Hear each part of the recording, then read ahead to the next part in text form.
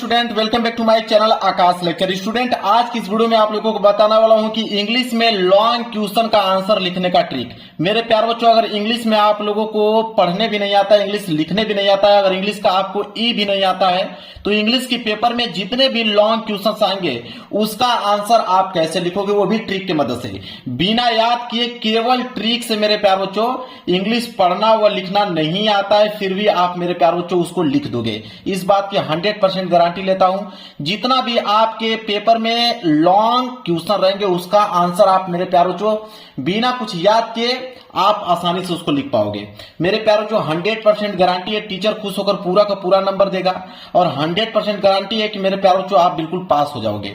Like कर देना, channel पे नए तो चैनल को जरूर सब्सक्राइब कर लेना। मेरे प्यारों, जो मेरे पास पेपर भी आप देख पा रहे हो, मेरे पास पेपर है 2026 बोर्ड का और इंग्लिश का पेपर है, और इसमें जितने भी लॉन्ग क्वेश्चन रहेंगे उसका आंसर मैं खुद इस बोर्ड एग्जाम की कॉपी पे लिख के दिखाने वाला हूं। मेरे पास बोर्ड एग्जाम की कॉपी भी है, देख सकते हो। मैं खुद सारा का सारा प्रश्नों का उत्तर इस पे लिख के दिखाऊंगा आप लोगों के सामने। तो देखिए, सबसे पहले अगर हम बात करें यहाँ पे कि कौन सा लॉन्ग क्वेश्चन दिया है इस पेपर में, तो लॉन्ग क्वेश्चन देख पा रहे हो यहाँ पे प्रश्न संख्या 8वां। देखिए, प्रश्न संख्या 8वां जो है वो लॉन्ग क्वेश्चन है। बोला है कि answer any of the following question in about 80 word. कह रहा है कि यहां पे ए और बी दो प्रश्न दिए गए हैं, इन दोनों में से किसी एक प्रश्न का उत्तर देना है, और जिसका भी आंसर अगर आप लिख रहे हो तो कम से कम 80 वर्ड में आप लोगों को आंसर देना होगा। और कितना नंबर आपको मिलेगा? 7 नंबर मिलेगा अगर इन दोनों प्रश्नों में से किसी एक का उत्तर देते हो तो मेरे प्यार बच्चों, देखिए कैसे हल करना है। प्रश्न कौन सा है? ए वाला, कि how did Gandhi ji reach Champaran and what did he do there. बस आप बने रहिए, इसका देखिए आंसर मैं खुद आप लोगों के सामने लिख के दिखाता हूं, और जितना भी प्रश्न रहेगा इसमें, पीछे भी प्रश्न दिया गया है लॉन्ग क्वेश्चन का, मैं उसको भी सॉल्व करके आप लोगों को दिखाऊंगा। देखिए, सबसे पहले आप लोगों को करना क्या है मेरे प्यार बच्चों, कि यहां पे सबसे पहले हेडिंग डालना है। अब यहां पे 8वां प्रश्न था, तो आप सबसे पहले यहां पे ऊपर हेडिंग डालोगे कि आंसर टू क्वेश्चन नंबर। यहां पे हेडिंग आपकी रहेगी आंसर टू क्वेश्चन नंबर। अब कौन सा क्वेश्चन नंबर था? 8 था, तो आप डालोगे 8। इसके बाद स्केल की सहायता से, यहाँ पे स्केल आपको लेनी पड़ेगी, और स्केल की सहायता से इसके नीचे आपको करना पड़ेगा अंडरलाइन।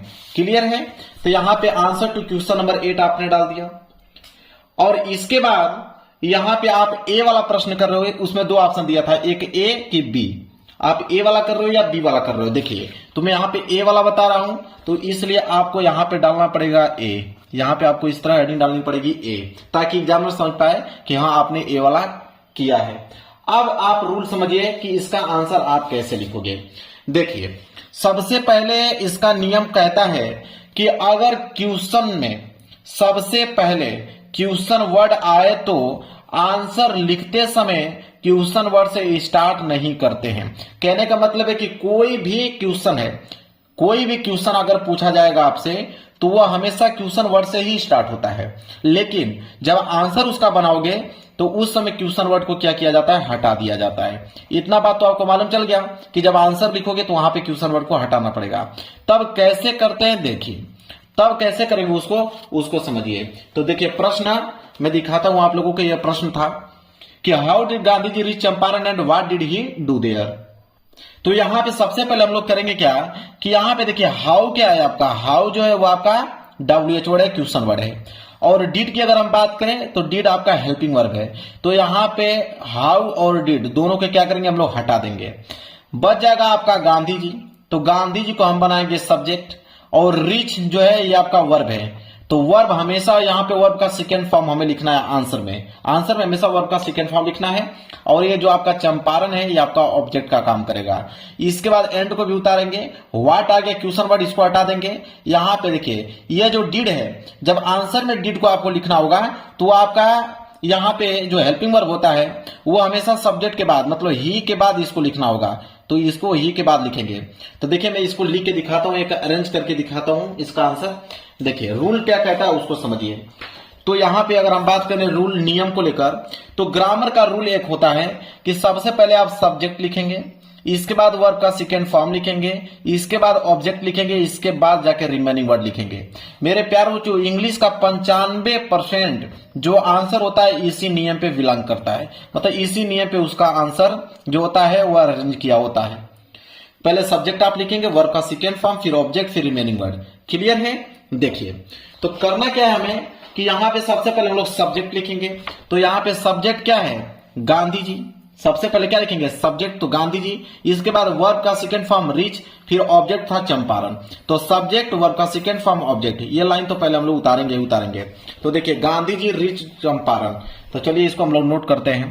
तो यहां लिखेंगे हम लोग कि गांधी जी, यहां पे हम लोग नोट करेंगे कि गांधी जी रिच द चंपारण। तो गांधी जी रिच, अब ये रिच जो है मेरे प्यार बच्चों वर्ब का फर्स्ट फॉर्म है, ये जो दिया वर्ब का फर्स्ट फॉर्म, लेकिन यहाँ पे वर्ब का सेकेंड फॉर्म हमको बनाना है आंसर लिखते समय। तो रिच का क्या हो जाएगा? रिच्ड हो जाएगा। तो इसमें ईडी जोड़ देंगे तो ये हो गया आपका रिच्ड। तो गांधी जी रिच्ड, इसके बाद चंपारण था तो लिखेंगे यहाँ पे चंपारण। तो गांधी जी रिच्ड चंपारण। यहां तक आपको समझ में आ गया। फिर उसके आगे एंड था तो एंड भी हम लोग यहाँ पे नोट करेंगे। इसके बाद देखिए वाट को हमने काटा, यहाँ पे सब्जेक्ट क्या है? ही। तो ही आपका सब्जेक्ट है, सब्जेक्ट के बाद ही जाके आपका यहाँ पे हेल्पिंग वर्ब लगता है। तो पहले हम लोग लगाएंगे यहाँ पे ही, इसके बाद लिखेंगे यहाँ पे डिड। तो ही डिड। इसके बाद डू था तो लिखेंगे डू। तो ही डूड। लास्ट में देयर था तो लिखेंगे यहाँ पे देयर। अब यहाँ पे फुल स्टॉप लगा देंगे। तो इतना तो काम आप कर लोगे, इतना तो काम मेरे प्यार बच्चों आप ट्यूशन से ही इस नियम को फॉलो कर लोगे। इसके बाद यहाँ पे तो कम से कम आपको 80 वर्ड में लिखना है।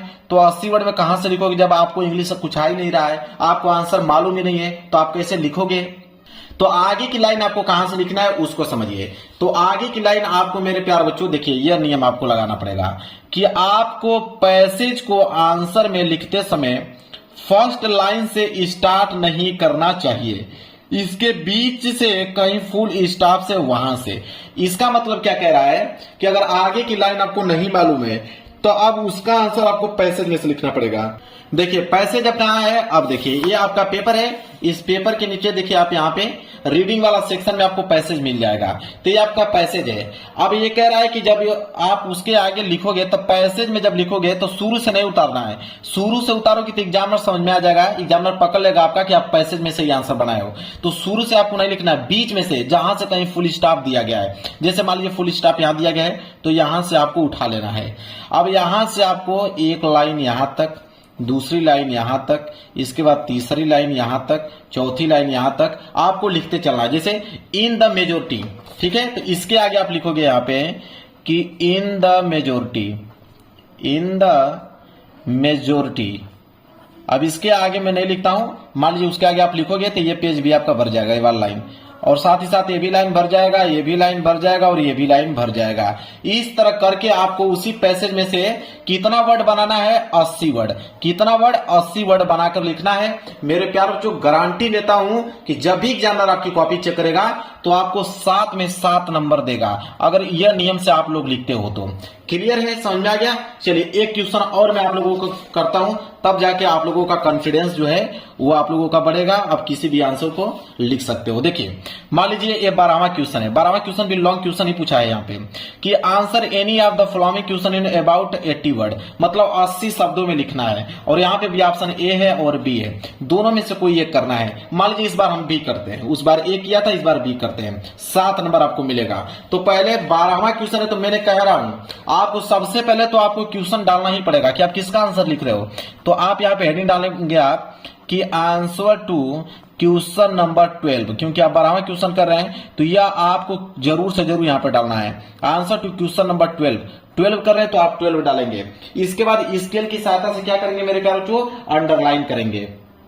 मैं स्केल ले लेता हूं, आपको सब कुछ करके दिखा देता हूं। इसके बाद तो आप कोई भी आएगा ना उसको आप आसानी से मेरे प्यारे बच्चों किसी भी क्वेश्चन का आंसर लिख दोगे। तो answer to question number 12 B वाला कर रहे हो तो यहाँ पे लिखोगे बी। अब देखिए कैसे, अब तो नियम आपको मालूम ही हो गया होगा। नियम क्या कहता है कि सबसे पहले आप सब्जेक्ट लिखेंगे, वर्ब का सेकंड फॉर्म लिखेंगे, इसके बाद ऑब्जेक्ट लिखेंगे, इसके बाद जो भी रिमेनिंग वर्ड होगा उसको लिख देंगे। नियम तो यही कहता है। अब ध्यान से समझिए मेरे प्यारे बच्चों, यहाँ पे दिया है विच, ठीक है? तो विच को हम क्या करेंगे? यहाँ पे काटेंगे। अब देखिए विच के बाद दिया है स्टोरी, कि which story does mister lamp tell dairy and why. अब आप समझिए कि डज जो है यहाँ पे हेल्पिंग वर्ब का काम कर रहा है, तो डज तो आपका हेल्पिंग वर्ब है, इसको काट देंगे हम लोग। ठीक है। अब स्टोरी, कहानी मेरे प्यारो, कहानी एक सब्जेक्ट नहीं हो सकता है। जब भी सब्जेक्ट होगा तो कोई नाउन होगा या प्रोनाउन होगा। तो नाउन जो मिस्टर लैंप है, ये नाउन का काम है, मतलब कि नाम है, तो नाउन है, तो इसलिए यहाँ पे सब्जेक्ट याद रहे, सब्जेक्ट आया तो नाउन हो सकता है या तो प्रोनाउन हो सकता है, इसी दोनों में से कोई होता है, ज्यादातर नाउन होता है। तो मिस्टर लैंप हमने सब्जेक्ट बना दिया, तो सब्जेक्ट बना दिया। अब यहाँ पे लिखेंगे सब्जेक्ट मिस्टर लैंप, तो सबसे पहले यहाँ पे लिखेंगे सब्जेक्ट, लिखेंगे मिस्टर लैंप। तो मिस्टर लैंप मैंने यहाँ पे सब्जेक्ट लिख दिया। अब ध्यान दीजिए, अब यहाँ पे बोला है कि टेल, टेल मतलब कहना, तो अब यहाँ पे वर्ब का फर्स्ट फॉर्म है, हमें यहाँ पे वर्ब का सेकेंड फॉर्म लिखना है आंसर। तो टेल का क्या हो जाएगा, टोल्ड। तो मिस्टर लैंप टोल्ड, यहाँ पे लिखेंगे मिस्टर लैंप टोल्ड। क्लियर है। अब यहाँ पे डेरी है, तो इसके आगे करेंगे डेरी। देखिए कितना बेहतरीन तरीके से आंसर में बना रहा हूं, डेरी। इसके बाद एंड है, तो लिखेंगे यहाँ पे एंड, एंड लिख दिया। इसके बाद वाई है, तो वाई आपका क्वेश्चन वर्ड है, उसको हटा दूंगा। अब यहां तक हमने लिख दिया। अब आगे की लाइन क्या करना है, तो आगे का नियम क्या कहता है कि वही पैसेज में से उठाइए, तो पैसेज में से हम लोग इसका आंसर लिखना क्या करेंगे, चालू करेंगे। तो यहाँ पे देख लीजिए एक पैसेज है, पैसेज में फुल स्टॉप यहां से दिया, यहां से उठा लीजिए, और ये वाली लाइन और ये वाली लाइन और ये वाली लाइन लिखते चलिए। ठीक है, कहां से, वर्क वेदर है, तो इसके आगे आप लिखिएगा वर्क वेदर, इसके आगे आप लिखिएगा वर्क वेदर। अब मेरे प्यारों, जो बिल्कुल राइटिंग बैठाते हुए और अच्छे तरीके से आप लोग ये लाइन भी भर दीजिए, और साथ ही साथ नीचे वाली लाइन भर दीजिए, ये वाला भर दीजिए। कब तक, जब तक 80 वर्ड कंप्लीट नहीं होता तब तक। अब 80 वर्ड आपका कंप्लीट हो गया, छोड़ दीजिए। अब एग्जामिनर आपको 7 में 7 नंबर देगा अगर 80 वर्ड बिल्कुल आपने कंप्लीट कराया है, और आपकी हैंड राइटिंग थोड़ी सी अच्छी है, तो आपको पूरे के पूरे ही नंबर मिलने वाले हैं। तो समझ में आ गया मेरे प्यारों, कैसे करना है, नियम समझ में आ गया। यही नियम है, अगर इस तरह करोगे तो पूरे के पूरे क्वेश्चंस का मेरे प्यारों आंसर लिख दोगे, अगर आपको मालूम है चाहे नहीं है। ठीक है, क्लियर है। चलिए, वीडियो पसंद आए तो वीडियो को लाइक कर देना, चैनल पर नए हो तो चैनल को जरूर सब्सक्राइब कर लेना। मिलेंगे एक प्यार से नेक्स्ट वीडियो में, तब तक के लिए धन्यवाद।